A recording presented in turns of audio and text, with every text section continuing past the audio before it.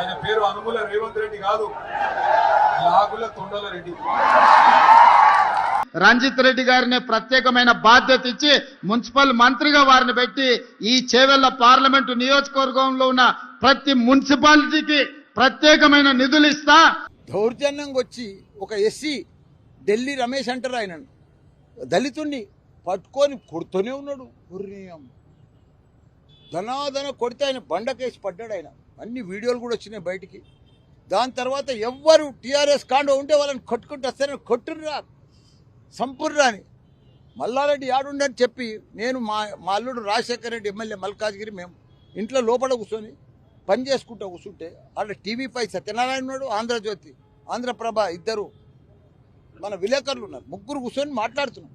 వచ్చి దబా దర్వాజా కొడుతూనే ఉన్నారు. మా గన్మెన్ ఆపిర్రు, లేకపోతే మమ్మల్ని కూడా హత్యా ప్రయత్నం చేసినాను. అదేవిధంగా ఇవాళ రేవంత్ రెడ్డి ఓటుకు నోటు కేసులో ఒక దొంగ ఓటుకు నోటు కేసులో దొరికిపోయింది. ఆయన జైలుకు పోయే టైం దగ్గరికి వచ్చింది. నేను జైలు పోతానేమో అని సాక్ష్యాలు దొరకకుండా హైదరాబాద్ లో ఫోరెన్సిక్ ల్యాబ్ లో అంటుపెట్టింది. మాట్లాడలేకపోయినా లేకపోతే నేను వారిని పోలీసులారా మీరు కూడా చట్టాన్ని దాటకండి. ఎవరైనా పోలీసులు హత్య చేసిందనుకో వడ్డీతో సహా వాళ్ళకు కూడా చెల్లిస్తాను. 2 ఏళ్ల తర్వాత వచ్చేది బీఆర్ఎస్ గవర్నమెంట్. మళ్ళా నేనే మంత్రిగా ఉంటా. ఎవడెవడు ఎక్స్ట్రా చేసిండో నట్లు బోల్ట్లు అన్ని ఫిట్ చేస్తా, జాగ్రత్త అని చెప్పి హెచ్చరిస్తా ఉన్నా. మర్యాదకు మర్యాద, మంచికి మంచి, తేడా వస్తే దేనికైనా సిద్ధం, ఖబర్దారని హెచ్చరిస్తా ఉన్నా. ప్రేమతో నడుస్తుంది. మరి ఎక్కువ చేస్తామంటే ఊపుకుంటాం. అయింది నీ ఇంటికి నా ఇల్లు ఎంత దూరం అని నా ఇంటికి మీ ఇల్లు అంతే దూరం, అంతేనా కదా? ఎవరైనా మంచికి మంచి, మర్యాదకు మర్యాద. మర్యాద తప్పితే మేము కూడా చూసుకుంటాం. మేము మర్యాదగా ఉండాలని కోరుకుంటున్నాం. 10 ఏళ్ళు మేము మర్యాదగా పనిచేసినాం. చూసిండ్రా, ఆఖరి రోజు ఎసొంటి చిత్రాలు జరిగినాయో ఇడిచిపెట్టమని కొందరు, ఇడదీస్తామని ఇంకొందరు. ఉప ముఖ్యమంత్రి బట్టి సార్ మాట్లాడుతుంటే నడిమిట్లనే కరెంటు కట్ అవుడు. అబ్బో చిన్న జరగలేదు మైకుల మూత, వాడకు పాటలలోల్లే, ప్రతి పట్నం చౌరస్తాల బొబ్బే. అన్ని రోజులకెత్తు ఆఖరి రోజు ఇంకొత్త అన్నట్టు జోరుదారుగా సాగినాయి ప్రచారాలు.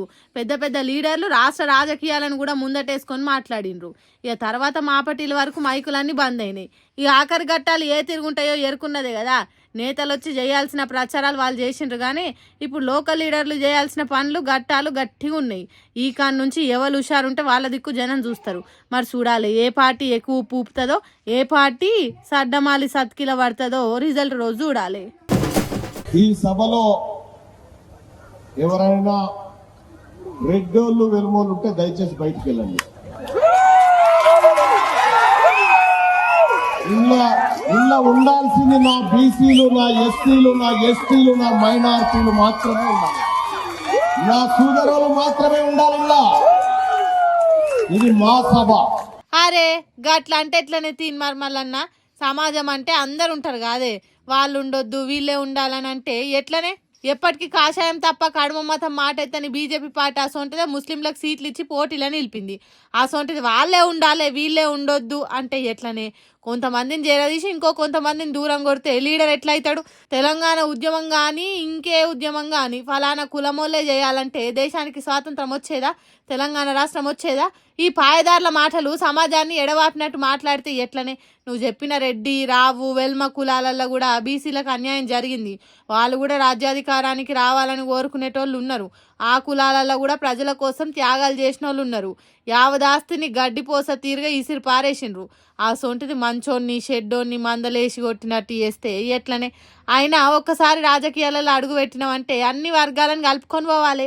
రేపు మీ రాజ్యాధికార పార్టీ కుర్చీ ఎక్కితే బీసీలనే పరిపాలిస్తాం, కాడుమోళ్ళను ఆలించమంటే నడుస్తుందా? అసలు అధికారంలోకి రావాలంటే అన్ని వర్గాల జనాన్ని కలుపుకొని పోవాలనేది తెలియకుంటే ఎట్లనే మల్లన్న అని అంటుర్రు. తీన్మార్ మల్లన్న ముచ్చటిన్న బీసీ సమాజము.